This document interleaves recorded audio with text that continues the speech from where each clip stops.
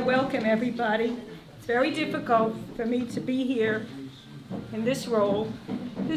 Was my mother's home, the Amuna, and I sort of feel my mother here, and she probably would be introducing me all night to everybody, saying how each and every one of you are so special and so wonderful and so worth meeting. So my mother is here with us, and her memory should be blessed. Amen. Before I introduce Rabbi Gold, who I have to say, my mother always said he was a relative, and he wanted to know how. So in our cousin's WhatsApp, I showed a picture, and it was identified as what I had thought. It was my grandmother's grandparents, and they always told me that my these grandparents, which were Herschel and Malka. Malka was gold, and Malka, my mother said, here's Malka Gold, for those who can see. She was known as the wisest woman in the shtetl. So I'm very proud to be in some way related to Rabbi Gold. And I'll save most of what I'm going to say for later, because Rabbi Gold, being a very loyal family member and did not want to disappoint me, and since he has to go to another Askara, so I'm going to go let him speak in a minute. But I just want to say the reason that I'm doubly pleased to have Rabbi Gold speak for us, because Rabbi Gold really represents everything that my mother so cherished: family, Torah, Am Yisrael, and Eretz Yisrael. And I'm just gonna, my mother was very, very talented and very precocious. So I'm gonna read you later on I'll read more things, but I wanna read you something that I found in what was really, I guess, an autograph book of my grandmother's. She took some blank pages and wrote in herself. And this she wrote, she was altogether 7.5. She writes like this: kind things, kind hearts are the gardens, kind thoughts are the roots, kind words are the blossoms, kind deeds are the fruits. So that's very much predictive of how my mother was, and she was really always caring about people, thinking about people, and doing. And Rabbi Gold is, to me, a very thoughtful person who's represents a real doer. And I'm very proud to introduce him. He's very accomplished. Everyone who was from the United States knows he was a rabbi in West Hempstead of a very prominent shul, and walked away from the shul to make Aliyah because that's what he believed in. He and his wonderful Rebbetzin Bela came together, and they didn't rest their laurels. They built a beautiful community in Har Nof, and Rabbi Gold has taught in Yerushalayim in many, many settings, of course in the Israel Center and in Har Nof and many other places. And he's also a very beloved neighbor of one of my favorite cousins, Rabbi Sholem, who is very, very honored that he came. So I will let him speak, because I don't want to have any problems with Sholem bias. He has to go to an Askara after this.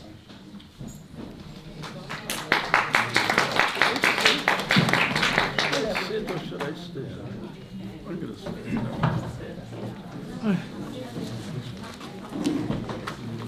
You need a mic. Probably carry as well. Thank you very much for the beautiful introduction. As a little child, I remember the name Corn in the house. That was your mother's maiden name. Mother's maiden name. Your mother's maiden name? Right, that was one of the names. Patnik. There were a number of other names that are all related to your family, and But I never figured it out. And by the way, I've been told 10 times how we're related. It's a nicht von meinem Kopf, you understand? I just don't get it, but I'm perfectly thrilled to be related. Toby always said we're related. And I believed whatever Toby said. Toby was an unusual and exceptional woman. She was one of the fascinating characters of this great city. She made it. She made a name for herself. They can't hear me? Can you hear me better now? Do I have to start over again? You know that I'm related to...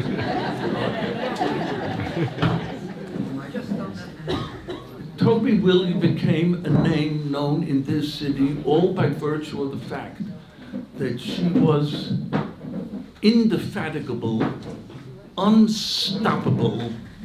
She was relentless in pursuing her great loves, the love of Am Yisrael, the love of Torah Yisrael, and the love of Eretz Yisrael. She was a woman who stopped at nothing. It took me a while to learn, but I learned it. I learned it when she decides in February to ask me to be the opening speaker at Emunah in September. There's no point in trying to disagree with her or argue with her or say, wait, Toby, I'll wait, we'll see. At the end of August, I'll see if I'm available. No. There's no point. You don't fight with Toby. You just don't fight with Toby. It's just easier to say, yes, Toby. That's all. But she was an exceptional woman. She stood for something, and she was a warrior. And her weapon was her pen. She became the great letter writer of this city. And it's so appropriate now that we're right before Purim, because the Megillah is the story of 5 letters. 5 letters. The first is the great, brilliant letter that every man rules in his home. That set the stage already for the next letter, which was most frightening and terrifying of all, that all Jews, men, women, and children in 127 states should be put to death on one day. Frightening. And then there was a letter number 3 was, once Esther begs and pleads and beseeches and importunes Achashverosh that he should rescind the previous decree, Achashverosh says, no. A decree that was issued by the king, that can't be rescinded. It's absolute evil personified. The destruction of a people. No. The law is the law. The law is the law. The best that he can do is, he will send out other letters giving Jews the right to defend themselves. How do you like that? We needed the right to defend ourselves. There are times that we need it today too, but we don't ask anybody anymore. We're living in a different world. The last 2 letters in the Megillah is the letter that is sent by Mordechai, which Rashi says is the text of the Megillah. The last letter, I think the last letter may be the most significant of all. Vatichtov Esther Hamalka bat Avichail uMordechai HaYehudi, establishing Purim as a yontif for all time, was written by Esther. This letter was written by Esther the queen, the daughter of Avichail, and Mordechai HaYehudi, that these Yom Tovim should be Yom Tovim forever. So here we have a Megillah, the story of letters. The first 3 letters are a shame for all time. It's when Mordechai and Esther and their great-granddaughter Toby write letters. That's when you have letters that are meaningful, that are significant, that speak of love of the Jewish people and love of Eretz Israel.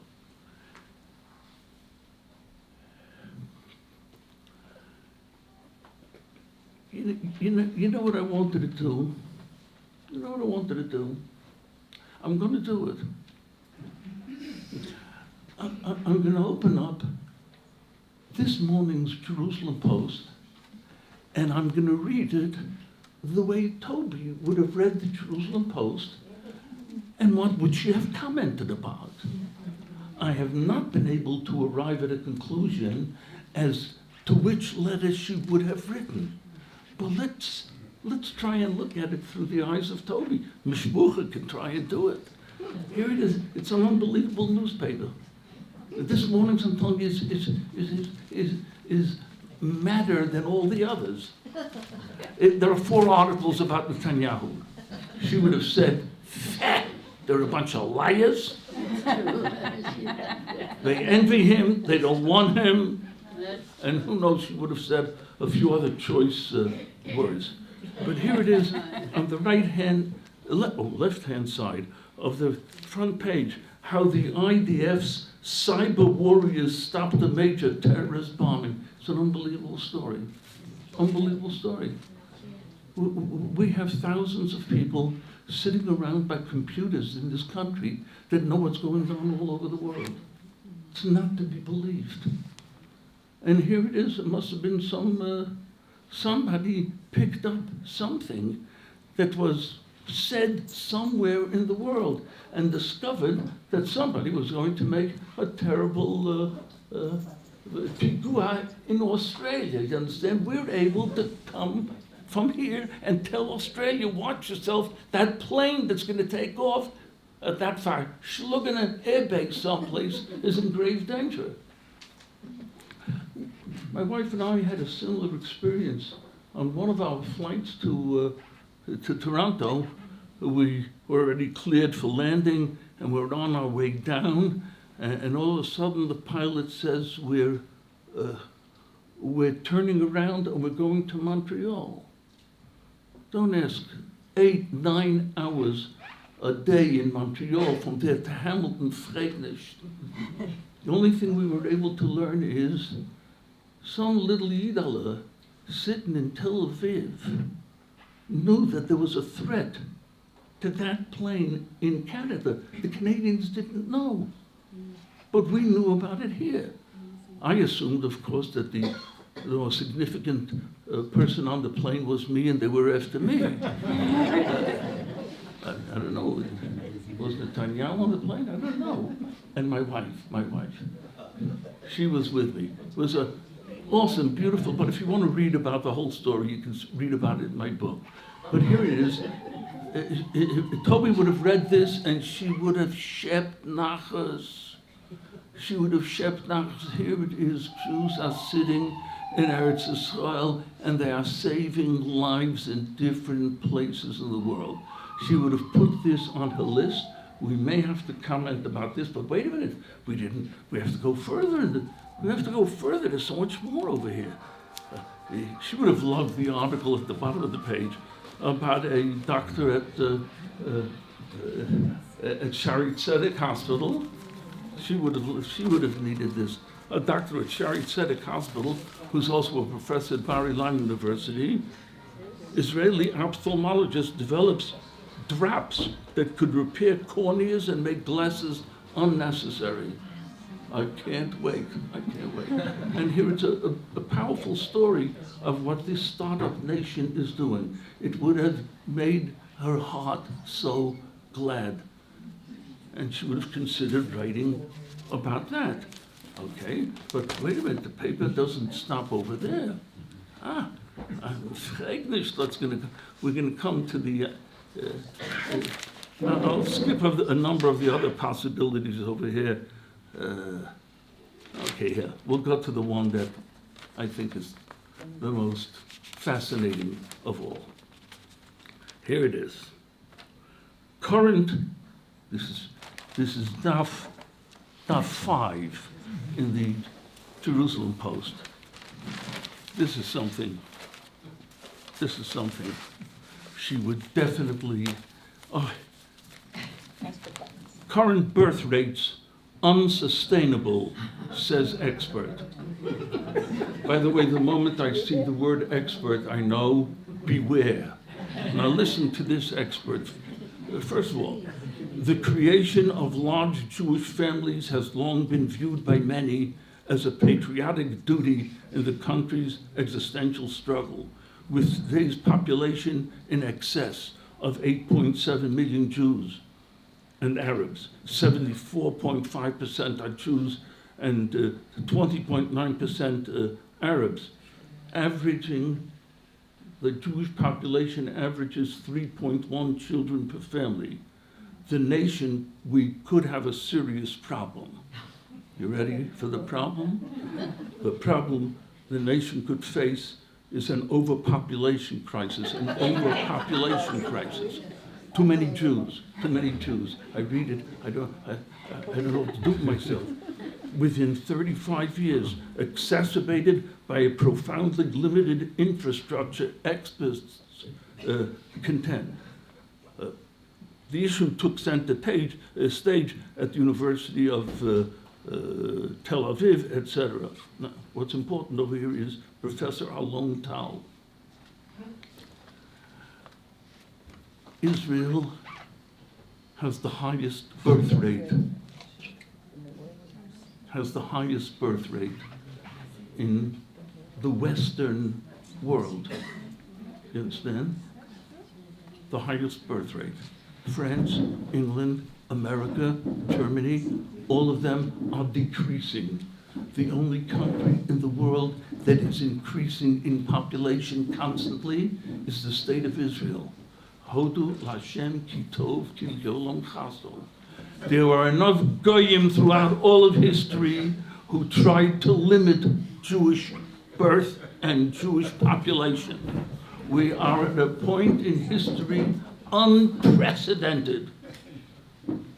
We're growing. We're the only country in the world that's growing. And this fellow, Professor Tal, says, I'm going to read a sentence that I'm telling you, one should tear kriya when they read a sentence of this sort. He says the following: we have to, Tal said, the great expert, Tal said, society must cease incentivizing, I don't know what it means. Toby would have. Large families by emphasizing the limits of sustainable growth. We can't afford large families. And therefore he says that we must make it the rule, the law. This could be a classic Ahasuerus law, to limit our people to having 2 children per family.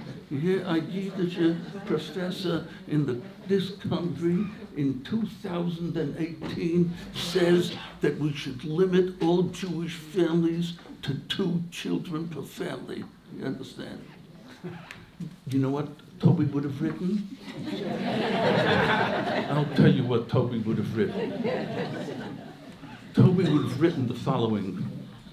25 years ago, our experts were telling us that the demographic situation of our country is impossible. We're going to be overrun by Arabs who are having children. It's going to turn into an Arab country. There won't be a Jewish country anymore. We have to make a deal with them, and we have to make a deal with them now. We have to make sure that they have a state of their own, and all that. They frightened us all with the demographic destruction that's coming down upon the Jewish people. What was the truth? The truth is that the Arab birth rate has dropped drastically. The Jewish birth rate has risen dramatically. And today, after they scared us into the accursed Oslo Accords, there are 40,000 Arab births a year and 100,000 Jewish births every year. she would give these experts the works. She would let them know there's a Rabbi Sholem. Klal Yisrael has a Rabbi Sholem. As I read this article, I thought of a pasuk in Yecheskel. Yecheskel says that when God is going to bring the Jewish people back to Eretz Yisrael, you know what he's going to do? It's such an exceptional pasuk. It has to stop you. I'm going to bring them home, v'rovu uforu. There will be many, and they will be fruitful. Now, what's the mitzvah? And at least 10 times in Torah it says, pru, urevu, fruitful, and many. And here it says, no. Yecheskel says they're going to come back. Many Jews are going to come back. And when they come here, v'rabu ufaru, here they're going to become fruitful. Here they're going to have Kenai and Hara, many children. The largest percentage in the world, 3.1 children per family. America is down to 1.1. I don't know where other countries in the world are. And here is our Shaina professor, our Naya Tzura. You understand? Our Tzura, too many Jewish children are being born. I think our Bubbas and Zaydas, we've been talking about that, they would have said, Achasuren, the Kala is Tzichan. You understand? That's what they would say. Never. Too many children are being born. How can anybody 7 years after the Holocaust say that and be a respected professor in this country? I feel Toby getting so upset. There's no question about it. This would be a letter going off. She had a strong sense of what's right and what's wrong and what's good for Klal Yisrael, and she expressed it. She wasn't afraid. She wasn't afraid of anybody. The Rabbi Sholem, maybe. Yes. I'm sure she's giving him a piece of her mind. Writing letter a whole lifetime. She's making a tumult up there. Toby is here. They know already. And then I had a thought came over me this week that I have to tell you is simply causing me a great deal of personal pain. We may have missed the whole story of the Megillah. We may have missed the whole story. The end of the Megillah says the last letter. The last letter of the Megillah is the letter that was written by Esther. And I'm troubled. I was sitting over that pasuk. The pasuk says, Esther, the queen, the daughter of Avichail, when she's first introduced, she's introduced as the daughter of Avichail, etc., etc., etc. And now the last time she's mentioned, the daughter of Avichail and Mordechai Yehudi, they wrote a letter in which they established Purim as a Yom Tov for all time. I think it was the middle of the night. She wrote a letter in which she was sending two awesome messages to the Jewish people. Message number one that she was sending: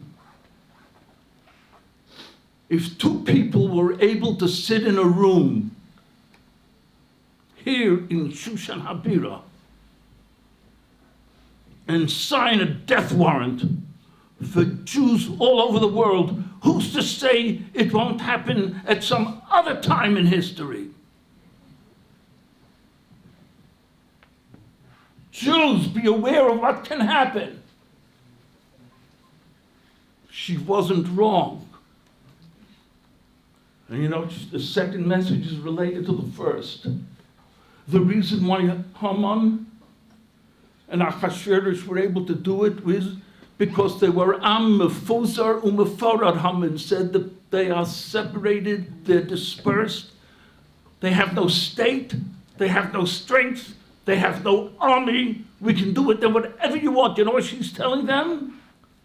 She's telling them in a very clear but subtle way what was the most important message that they had to hear. The whole Megillah story takes place at the end of the 70 years of the Babylonian exile.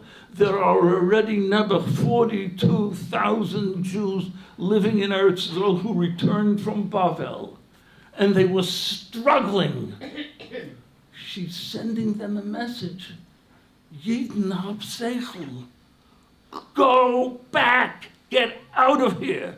As long as you're going to remain in exile, mefuzar umeforad, any moment, evil people can decide to obliterate you and destroy you completely. Go! That's why she's called Esther Hamalka Bat Avichail. Is she telling them, Avichai, my father lives, but he's elsewhere.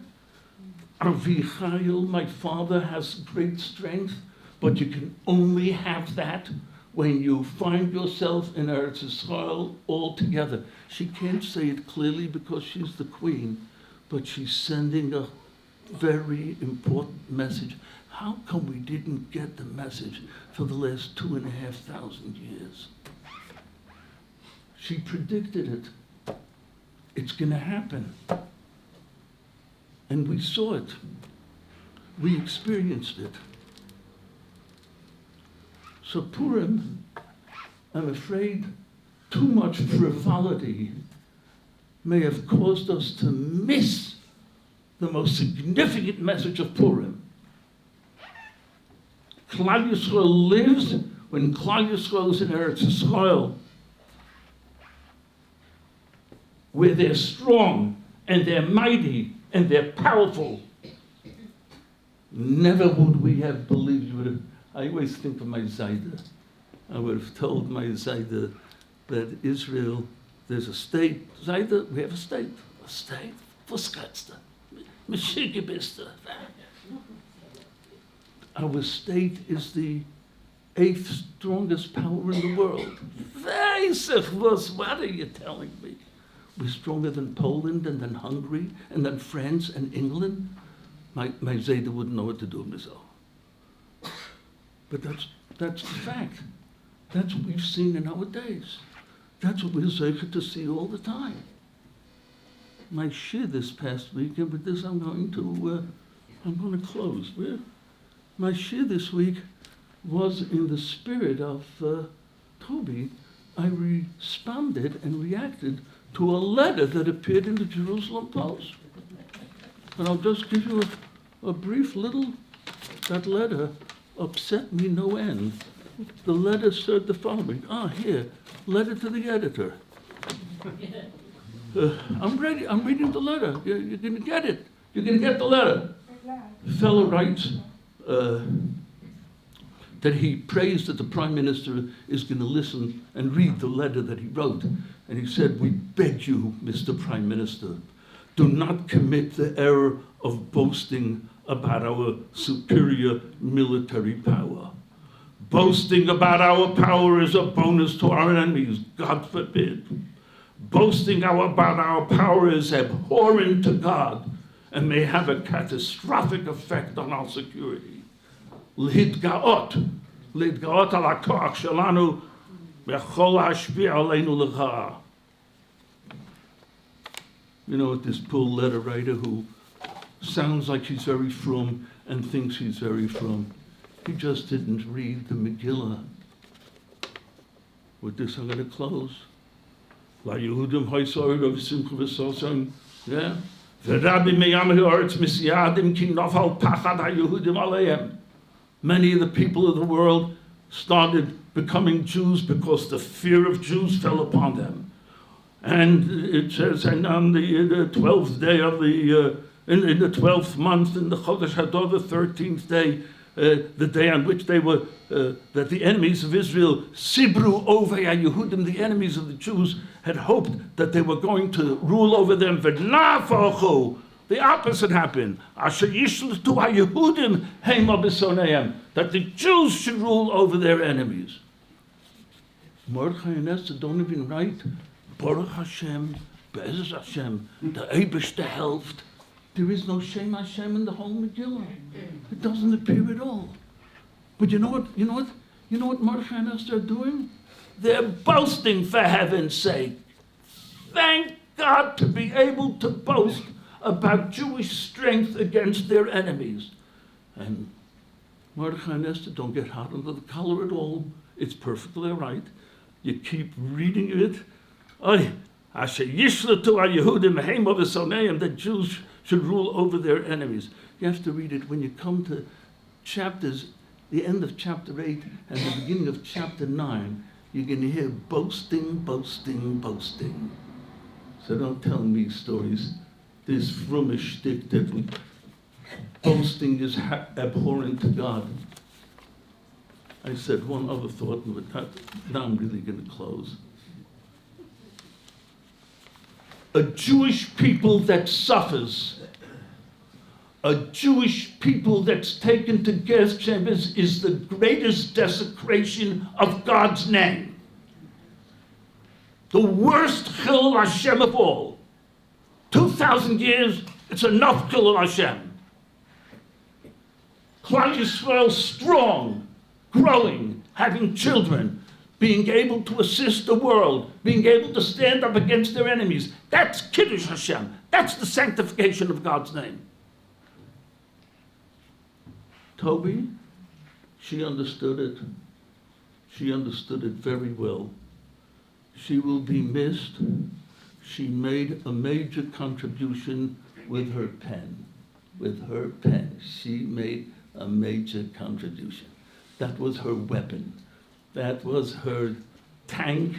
That was her airplane. She was able to accomplish great things.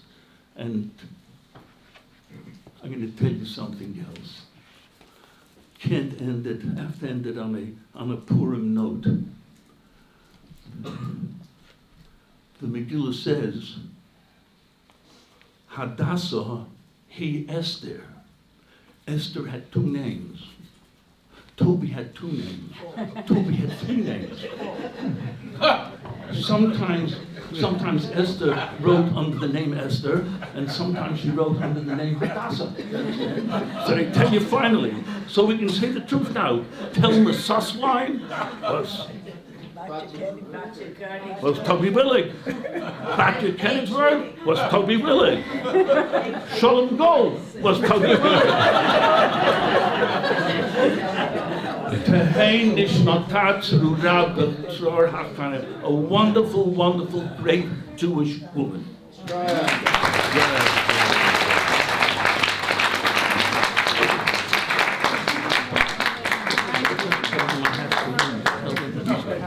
Rabbi Gold has to leave to another Askara. He said, but first yahrzeit of my mechutten, but he didn't want to disappoint us. There's another seat here. I want to thank you, Rabbi Gold. Beautiful.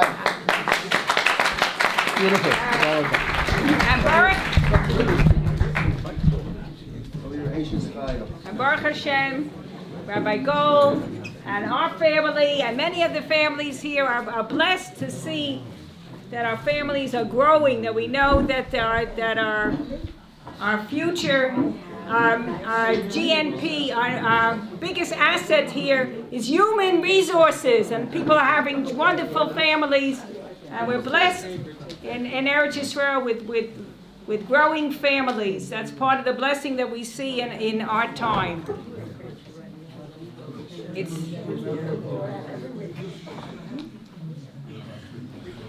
It's very hard to think of my mother in different categories because she was so all-encompassing. But one of the mottos she always said is family is first. And I can vouch that many times my mother might be invited to some big event where there would be a lot of important people, the who's who, which, by the way, my mother is enlisted in the who's who of the Jewish world. But if she had an event in the family, and it didn't matter where the event was, if it was in Gutnik, or if it was off in the Shvela, as long as she had a ride, she went. So she valued family very, very much, and I have to say she valued my children and my grandchildren very much. She treasured the little pictures that my grandchildren made for her, and till the end she made sure they were under her pillow every night. And she took great pride in all our children and wanted to know their lives. And I asked Eliezer, as my Bechor and our oldest grandchild in Israel, to make a siyum and say some words in my mother's memory. And my mother so valued Torah learning, and especially, I would say, the Torah of Eretz Yisrael, which is different than Torah of Galut. There's a special Torah in Eretz Yisrael. So please, Eliezer.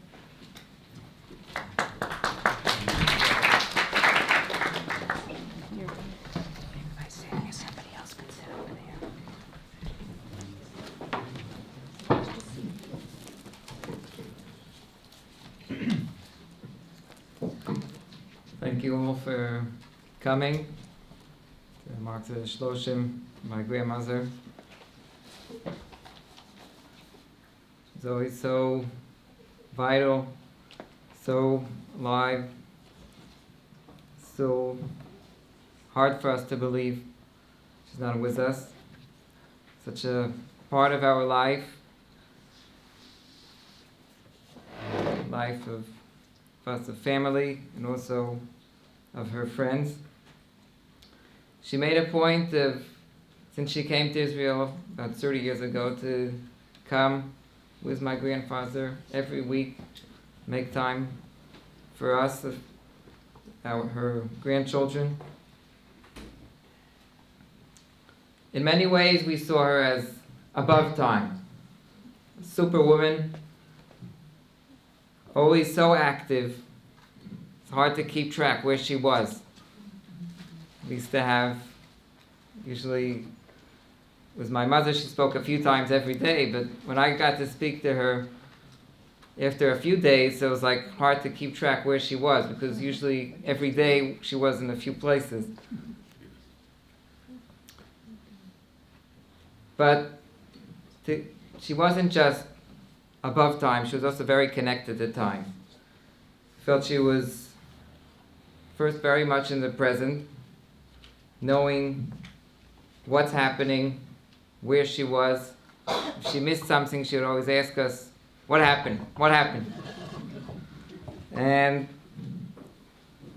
it was very nice to see how she used to come back from different events.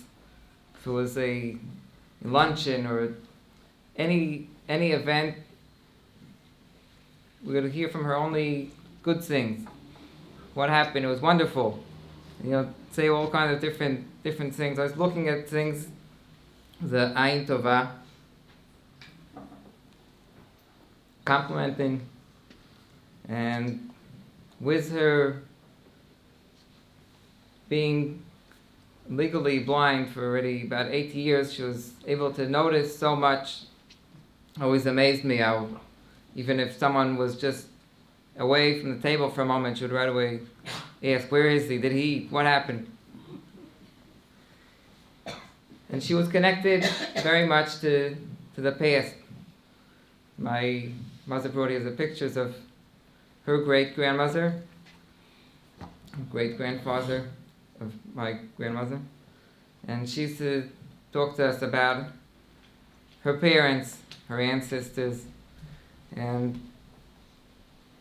fell about how things were, different people, what she took from them and learned from them. And very much connected to the future, looking forward, not just dreaming and waiting for the Geula, but also trying to think what could be done to get it closer.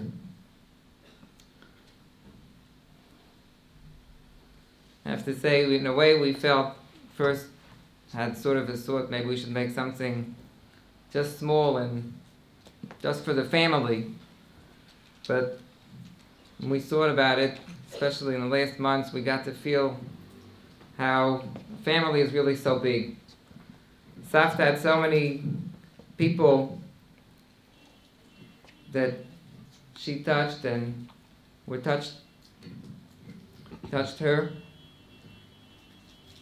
One of my first memories from my Savta was going different places with her, and she would introduce different people to me and say, "Here, meet, this is my best friend." And it took me time to realize how many best friends could you have? But they were.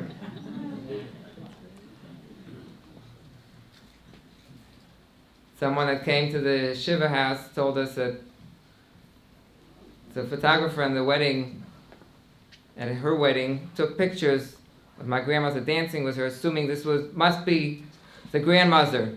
So happy with her dancing in the middle with the kala. She must be the grandmother. But she was just so happy to share things with people, to share simchas with people. She really felt their joy and was with them. Very much full of joy. We felt that especially on Chagim.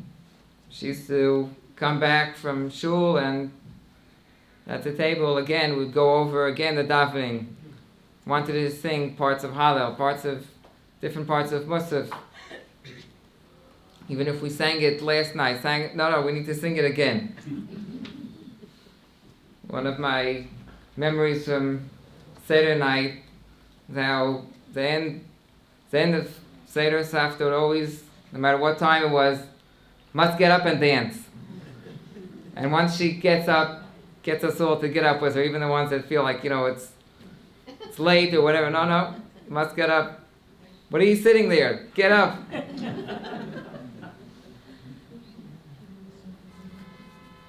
A lot of simcha shel mitzvah. She used to like learning, to go to special shiurim. I wanted to make a siyum in memory of my grandmother on Masechet Megillah.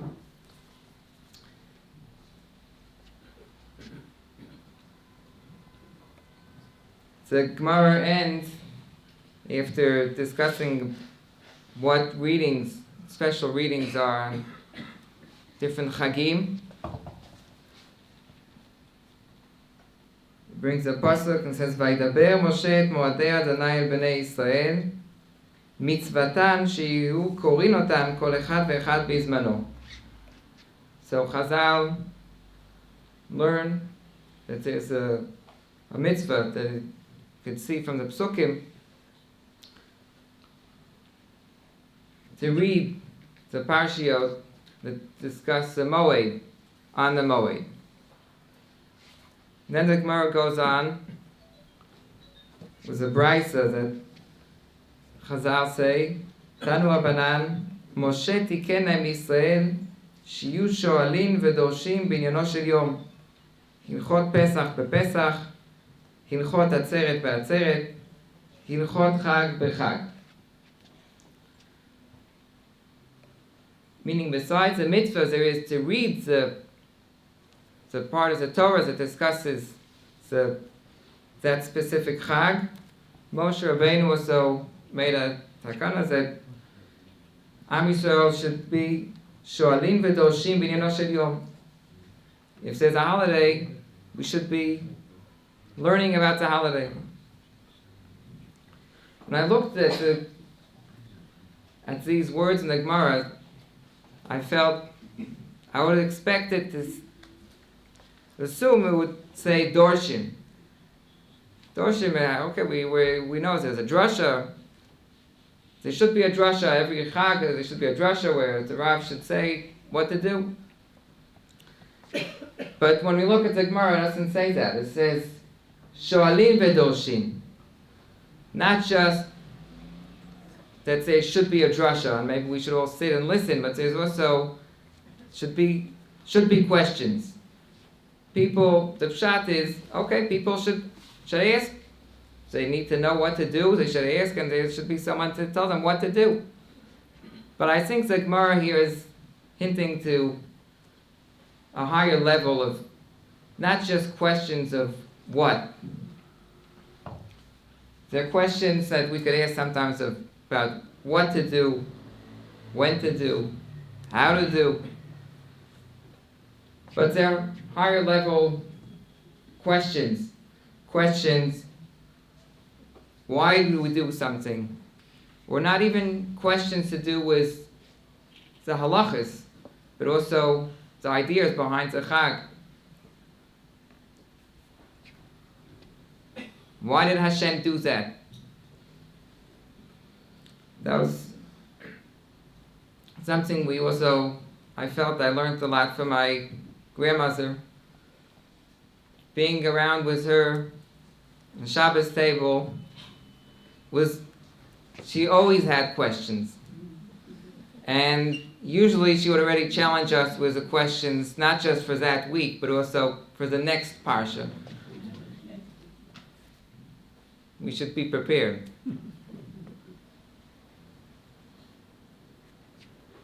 And those questions, I think, asking questions is really showing that a person cares.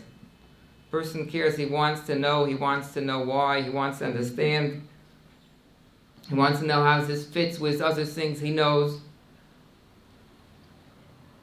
And it seems like this is something that the Gemara also says, it's every Chag, meaning you can't stay with last year's questions. You can't stay with what you learned last year. You need to challenge yourself all the time to ask and think about things, review them again, and look at them in a different way, in a new way. Try to figure things out all the time.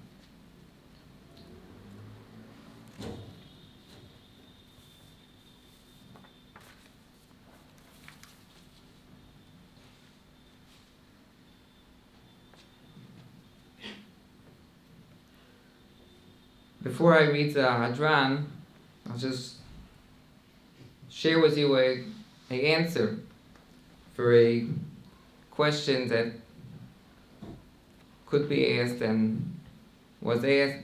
A famous question Rabbi Gold also mentioned. Why does Hashem's name disappear from the Megillah? Such a big miracle. Someone needs to be really super blind to say Hashem didn't do it. I mean, it's like you can't say that. Can't say it was just a coincidence. Everything happened in such a way. I heard from one of the Rabbis in my yeshiva, Rabbi Yitzchak Sabato.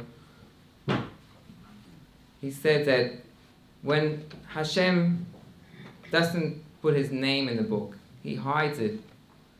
He's sort of hinting to us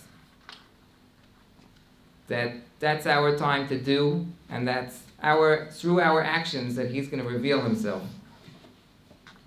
That's sort of what Mordechai tells Esther. He tells her, don't think you could get away without doing something. If you don't do it, Hashem will find a different way to do it.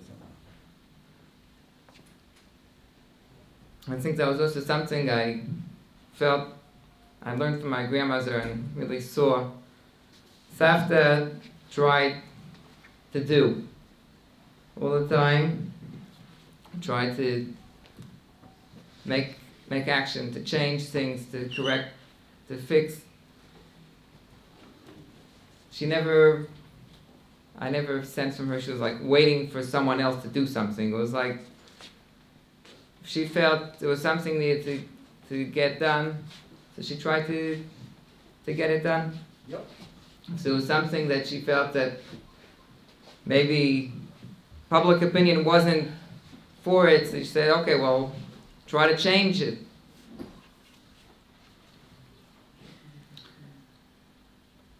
And it's definitely something I felt she shared with her friends here in Emunah, to be so involved, so caring, so doing, so giving from Israel, from her, and helping other people to give from their, if it's raising charity, if it's giving from their time, to help Klal Yisrael. Yehi zichra baruch, I'll read now the Hadran. Hadran alach bnei ha'ir, uslik ala Masechet Megillah.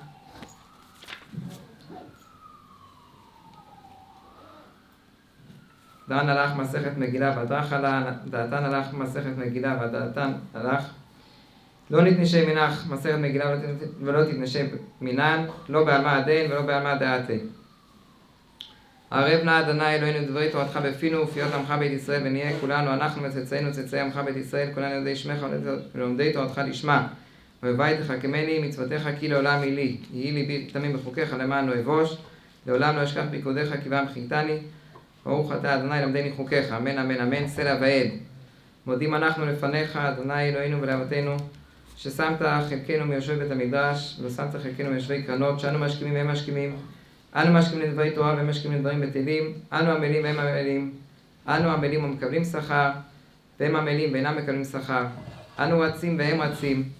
אנו רצים לחיי העולם הבא, והם רצים לבאר שחת שלמה, ואתה אלוהים תורידם לבאר שחת, אנשי דמים וממה, לא יחצו עמהם ואני אבטח בך. יהי רצון מלפניך, אדוני אלוהינו ולאבותינו, שם שעזרתני לסיים הסרט מגילה, כך תעזרני לי להתחיל ספרים אחרים לסיימם, ללמוד, ללמד, לשמור, לעשות ולקיים את כל דברי תלמוד תורתך באהבה, זכות כל התנאים, תלמידי החכמים הנזכרים, מסכת מגילת עמוד, לנו ולזרענו שלא תמוש התורה הקדושה מפינו ומפי זרענו וזרע זרענו עד עולם, ויתקיים בנו מקרא שכתוב, והתהלכך תנחה אותך ושוכבך תשמור עליך והקיצות תשריכך, כי בי ירבו ימיך ויוסיפו לך שנות חיים, אורך ימים בימינה, בשמאלה עושר וכבוד. אדוני עוז עמו ייתן, אדוני יברך את עמו בשלום. גדל והתקדש שמי רבה, ועלמא די ועתיד לתחדה, וחיה מיתיה ולעסקה יתון לחיי עלמא, ולמפני קרתה דירושלים ולשחרדה יחנה בגבי, מהקר פולחנה נוכרה מן הרע, ולטבע פולחנה דשמיא לאתרי, ימליך קודש הבריחו בנוחותי ויקרי, חייכון וימכון וחיי דרכו בית ישראל, בהגדה ובזמן קריב עמו אמן. אמן. לברך לאדם ולעלמי המיה, יתברך וישתבח ויתפאר ויתרומם ויתנשא ויתהדר ויתעלה ויתעלה שמי קדושה בריחו, לעילם מקופחתה ושירתה ושבחתה ונחמתה דמירן ועמה ועמו אמן. על ישראל ועל רבנן ועל תלמידיון ועל כל תלמידי תלמידיון ועל כל מאן דעסקין באורייתא דבעתא קדישא דין ובכל אתר ואתר. יהי לנה ולהון ולכון שלמה רבה חינם וחסדה וחמי וחיי אריכי ומזון ארוויחי פורקנה מן קדם ובאון דבשמיא ברעה ואמו אמן. יהי שלמה רבה מן שמיא וחיים טובים עלינו ועל כל ישראל ואמו אמן. עשה שלום במרומיו וברחמיו ועשה שלום עלינו ועל כל ישראל ואמו אמן.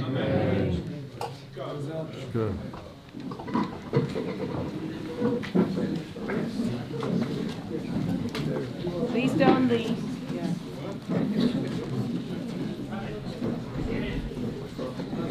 Please don't leave. I'm going to say a few words and then I'm going to say a few words and then I'm going to have Ruby Carson represent the other side of my mother, her being a true friend. There were so many countless good words that people wrote, and trying to think about how to be politically correct, not to choose one over another. I said I would go back to something my mother wrote herself when she was interviewed as guest of honor with my father, Zechron Lebracha, at the American Emunah dinner in 1981. She says like this: "Make the most of every day. That's the motto by which I live." Her contagious enthusiasm for life has earned her the love and esteem of all those who know her. Her tireless devotion to family, friends, and the state of Israel was why they chose her then to be the guest of honor. And then she says at the end, Toby's ability to absorb all that life has to offer is manifested in all that she has accomplished. Living itself is so great, she says. Sometimes I wake up and really appreciate what a wonderful thing it is to be alive. As for all the work waiting to be accomplished, Toby seemed to have her own plan to get it all done. She says what she really wants to do is to live forever. And to that we say, Amen. And I think that my mother was a very optimistic person, and she never gave up. She was always writing letters, talking to people, feeling that whatever she does was worthwhile and could make a difference. And I think it was Esther Klein came over to me and said that one of the things she remembers my mother saying was that the only thing she didn't want to be God, because his work is endless. But my mother accomplished so very much, and her enthusiasm was in so many areas. And as Eliezer indicated, we in the family so appreciated her loyalty to family, the fact that she came every week, the fact that she added so much to our lives. And the truth is, there was a part of me that really wanted to keep the Shloshim within the family. But I think it was actually you, Ruby, you called me and said, what are you doing for your mother? You know? So I realized that my mother was also such a friend to everyone. I remember her always caring if someone was in the hospital, if somebody was sitting shiva, if somebody, Baruch Hashem, had a simcha. She made all efforts to share in every aspect of their lives. And so I'm sharing too. And I'm going to ask Ruby Carson to share as a friend some words.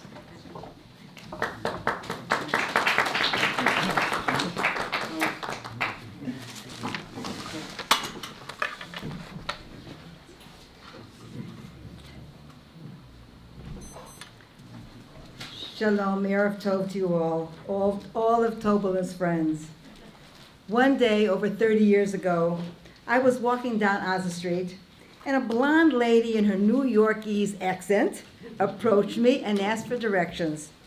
I was a knacker, having made Aliyah a few months before that, and I was able to direct her, and we struck up a conversation. The result of that coincidental meeting, and I do not believe in coincidences at all, it resulted in a long and wonderful friendship. A few weeks later was Rosh Hashanah, and the Karzens and the Willigs spent that and many Yomim Tovim together, as well as countless occasions in their never boring company. Tobela, my nickname for her, was blessed with an amount of such a high level amount of energy that she put most youngsters to shame. She had time for everyone and everything. She was interested and fascinated by the entire world.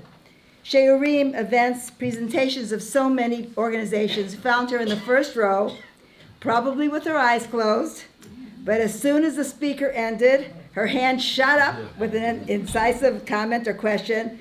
No, it usually was a comment, but showing that she was absorbing every single word. She heard every word that they said. Once Ambassador John Bolton concluded his remarks, and seeing her hand, he said, "Okay, Toby, it's your turn now." She was a fixture, and everyone recognized her brilliance in analyzing situations and problems, big and small. At one time, when I was president of the ACI, and I appointed Toby to serve on the board, well, just to give an example of her interest in everything around her, Ehud Omer was the mayor at that time. And he loved Anglos. Anything we did, he loved.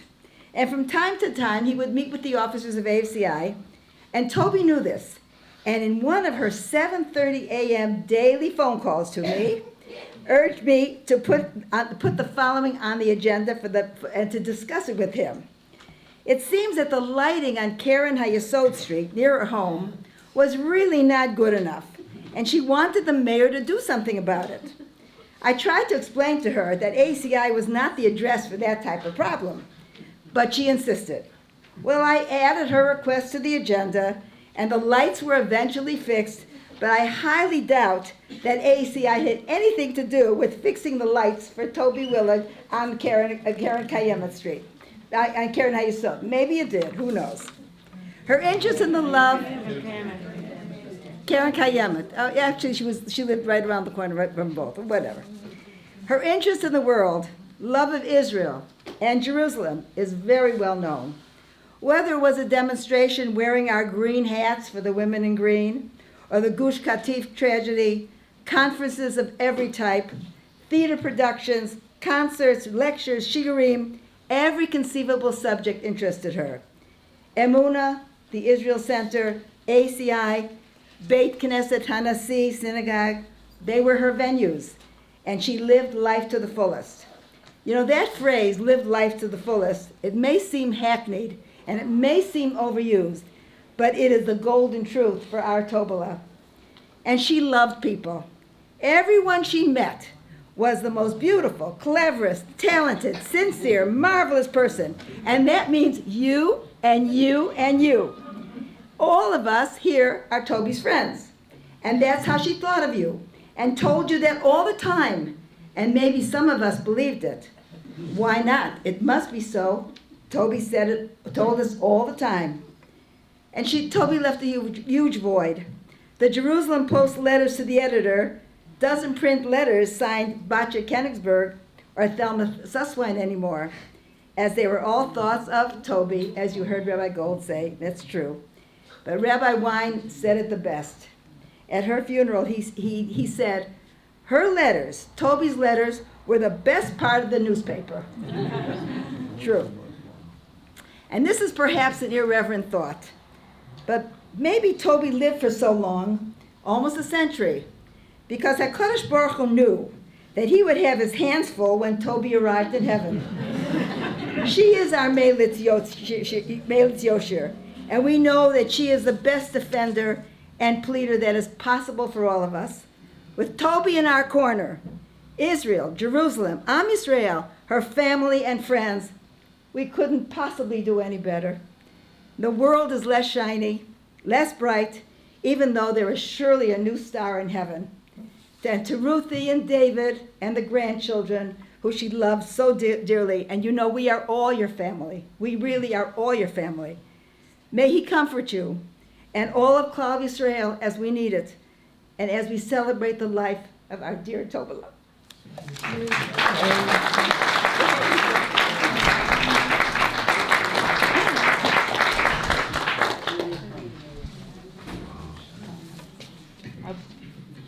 I want to thank each and every one of you for coming and sharing. It means a lot to me and to my family, and to know that she was so appreciated. And I think that, you know, if we can all take something. I know that's something I've been struggling with this last month, that my mother was so all-encompassing, and I could not possibly walk into my mother's shoes. But maybe all of us can take something from my mother, something from her, whether it's her tremendous emunah she had in the continuity of Am Yisrael, in the fact that we should be proud to be the chosen people, whether it's in her tremendous optimism that yes, we can make a difference, we should try, you know, even if we don't always see the immediate results, or whether it's in just being kind and talking to someone who's alone, lonely, and needs a good word to make them feel good. Each of us can take on some aspect of her and make the world a better place. And thank you very much. And those who haven't written, I really appreciate everybody's words if they can write in the books that are in the lobby. Thank you. And Marlene, I have to thank the Emunah Seminar Committee in particular for the tremendous friendship that they bestowed my mother and the belief they had in her and taking on to continue in her activity. And I'm going to announce for Marlene the next seminar. Firstly, I have no words. Renaming the seminars the Toby Willig Lecture Series. And they wrote here, they proudly invite the community to join us for a very special evening, a tribute to Toby Willig, Alaa Sholem, the political legacy of an unusual woman. Guest speaker, Philip Morgenstein, advocate. A plaque will be dedicated in honor of Toby's 51 years of devoted service to Emunah in Israel and America. And it's on Sunday, March 18th, the 2nd of Nisan, right here in Emunah's Beit HaChavera, with my mother's wonderful committee, moderator Madeline Schaefer, chairperson Marlene Werner. So I hope you will attend. And again, I thank the seminar committee, who were particularly my mother's good friends, and really gave her a tremendous strength and support in all times.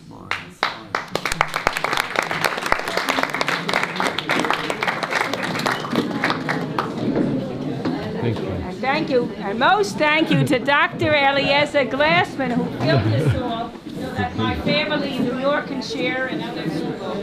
Thank you very much, Dr. Glassman. It's a beautiful program. You did excellent. It's a really good excellent. Everything. Did a very good job. Everything is beautiful. Morgenstern